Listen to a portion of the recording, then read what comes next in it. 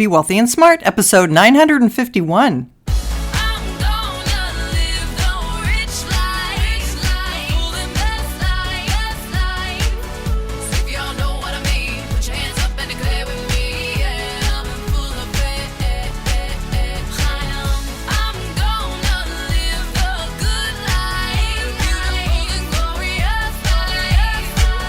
Step into a world of wealth and financial freedom without budgets, boredom, or bosses on Be Wealthy and Smart.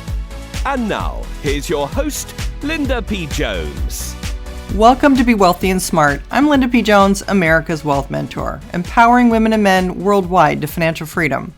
On today's show, we're going to talk about 3 habits that actually cause you to spend more money. And this was from a behavioral researcher who did a study on this. And I love to share with you studies about money because it really digs down to deep research about what's going on with money and mindset. As you know, step 1 to wealth, I believe, is creating a wealthy mindset. So the two are very connected. And that's why I wanted to share this article with you, because it's real research that was done on how we think and how those thoughts impact what we're doing with money. This article comes to us from CNBC.com and was written by Jasmine Suknanen. And it says, when it comes to managing your finances, you can set out with the best intentions, but still make mistakes because, well, you're human. Maybe you feel discouraged when you make a budget, but overspend anyway. Or tell yourself you'll only order 1 glass of wine at dinner with friends, but end up drinking 3 instead. You might challenge yourself to save $50 a month, but find yourself with only $25 in savings once you pay your bills. In these scenarios, our psychology may have a hand in why we spend more than we intend to. And understanding our thought processes might even help us develop a personal system to avoid overspending. CNBC Select spoke with Mariel Beasley, the co-founder of Common Sense Labs, who broke down some habits that lead us to spend more money and what we can do to avoid them. Habit number 1, relying on willpower to restrict our spending. Motivation, like anything else, ebbs and flows, Beasley says. So if you're relying on sheer willpower to prevent you from making purchases, it's going to wear down over time and won't always be effective. One of the ways we seek to restrict our spending is through budgeting. Creating a budget can help show you where your money goes, but people have a tendency to fall into a cycle of overcompensation when they're trying to curb their spending. They'll stick to their budget and spend less one week, but then the following week, they'll actually overcompensate for their lower level of spending and go over budget, says Beasley. And once they realize they're over budget, they'll reduce spending once again to fall under budget, and the cycle continues in this way. That's not to say that you should never look at a budget again, but this cycle can be very draining and make you feel as if you're constantly taking 1 step forward and 2 steps back. Budgeting is effective as a one-time thing, like for Christmas shopping or going on a vacation. But long-term, it's not as effective because it makes people feel bad when they don't hit the budgeting goals they set for themselves. So I have to pause right there and say, this is something I've been talking about for years. And I mentioned in my Wealth Heiress book that budgets don't work. Budgets are not used by most millionaires, by the way, so that is not the way that millionaires become millionaires, which is why I'm not a fan of the FIRE movement, Financial Independence Retire Early, which has a philosophy of scrimping and scrounging and not spending much money and budgeting every penny because they believe that is the path to financial success. I don't. I think that budgets can feel restrictive, can feel like a diet, and typically make you quit and overspend like this article is saying and go on that cycle. Rather, I think it makes more sense to have spending priorities. Up to 5 things that you really want to spend your money on, whether it's funding your 401k or your child's college fund or an account for a new car or an account for a vacation or whatever it is you want to save for. I agree that a specific goal is worth saving for, and you can call that a budget.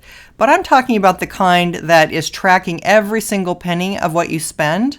I typically don't agree with that because they typically don't work.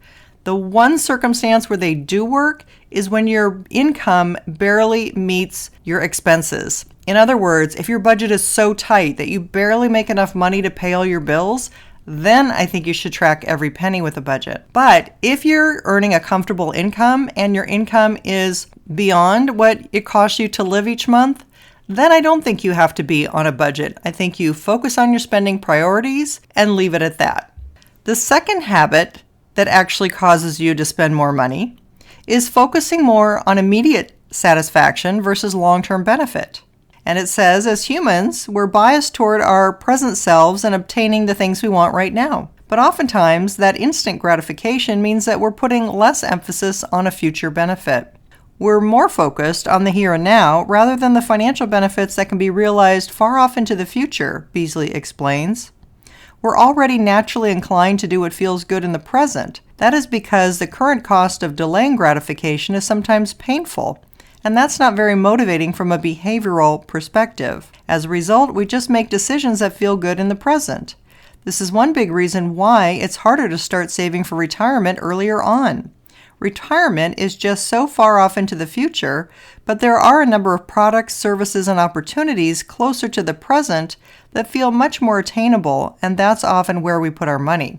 So I want to pause there and say, I agree with that. We have 401ks, we have Roth IRAs and traditional IRAs as savings vehicles that are for our retirement. And in addition to that, if you're a good saver or investor, you might have a taxable brokerage account or a cryptocurrency account or real estate interests that are long-term investments for you. But you know from listening to the podcast that the earlier you can start putting money away, the longer the time you have to compound and the easier it is to save for your retirement.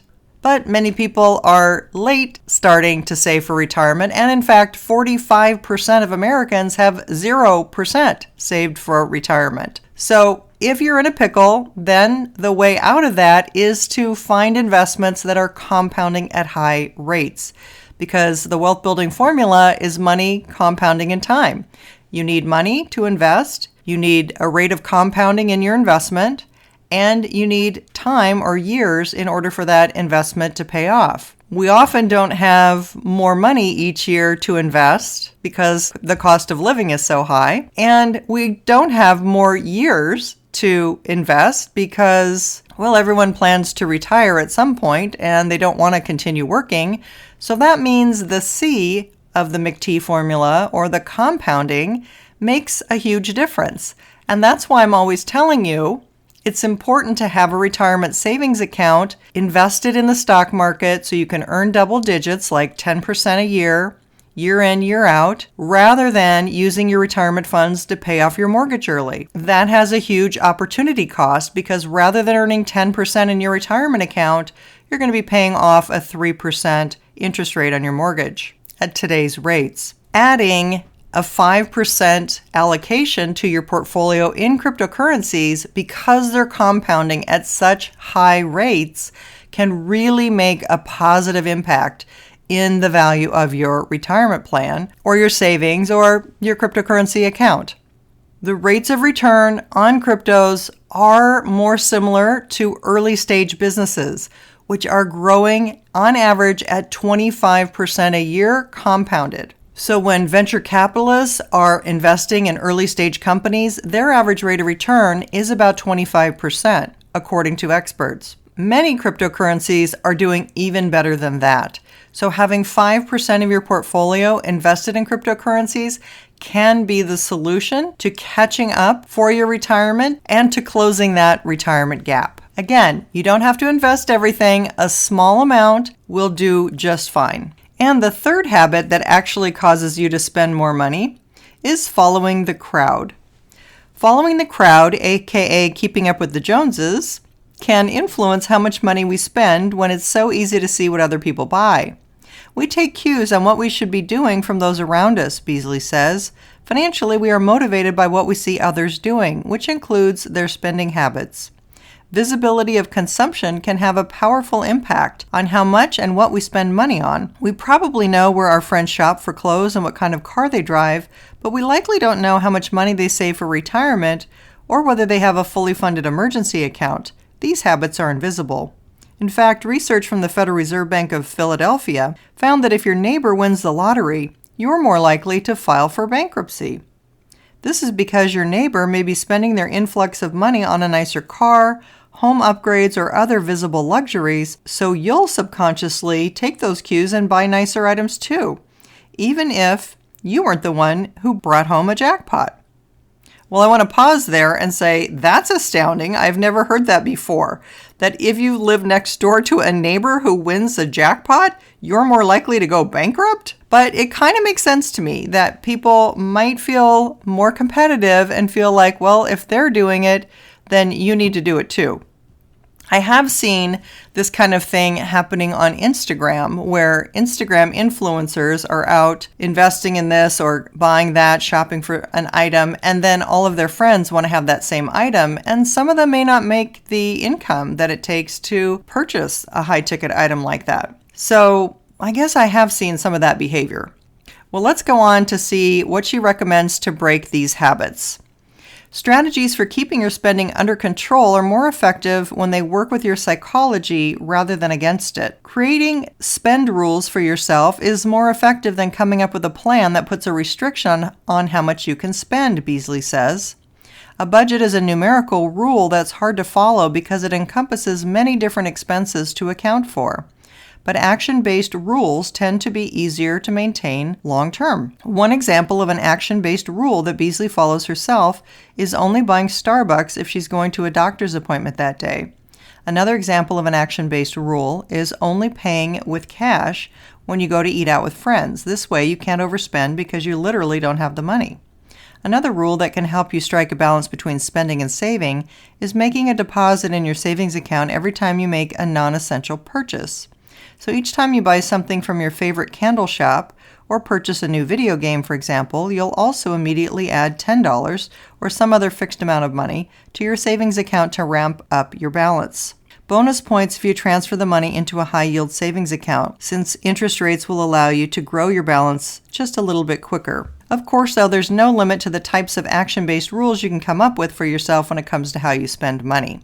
End of article. I would put that little bit into cryptocurrency because, again, with some real quality cryptocurrencies, it doesn't take much money. There is no minimum initial investment, and they're compounding at such high rates that your money's going to grow a lot faster than in a high-yield savings account. For example, I've mentioned on the podcast before, one of my favorite cryptocurrencies is called Algorand. Algorand. It's available on Coinbase, and it's paying a 4% annual percentage yield interest rate. So that's much better than you can get on typically any savings account. And you also have the upside potential of what Algorand's price does, because we're investing so early in this technological revolution and cryptocurrencies have a long way to go. I think something like Algorand, which is known for its technology of having high transactions per second and also being able to do them at a fraction of a penny per transaction, makes developers want to use the Algorand technology when they're developing financial technologies that they may be working on. For example, one use of Algorand was when the stock market in Israel decided to use Algorand as its technology to help stocks trade and settle faster. So that's just one example of something you can do, but I like that idea because I am loving the high rates of return that we're seeing in the crypto market, and because we're so early in this technological revolution, it's just a no-brainer for up to 5% of your assets, in my opinion. And if you want to hear more about Algorand, check out my playlist of cryptocurrencies, which is on my blog at lindapjones.com. That's all for today. Until next time, live the good life and be wealthy and smart. Thank you for listening to Be Wealthy and Smart with Linda P. Jones. Share the wealth and tell your family and friends about the show. Check out our website, blog, and social media for more riches at www.bewealthyandsmart.com.